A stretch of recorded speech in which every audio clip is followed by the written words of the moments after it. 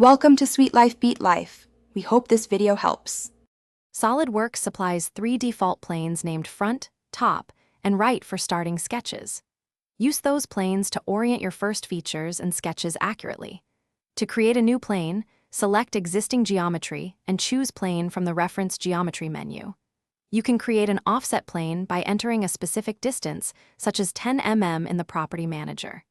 You can also define a plane through 3 points or by selecting an edge and a point. Always confirm the plane preview before accepting the new plane.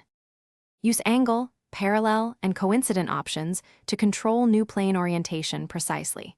Select 2 references and pick angle to enter a value such as 45 degrees.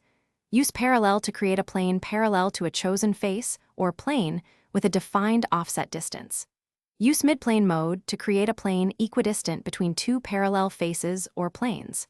Use coincident to lock a plane through a vertex, edge, or sketch entity. Always check the parent references listed in the feature tree for stability.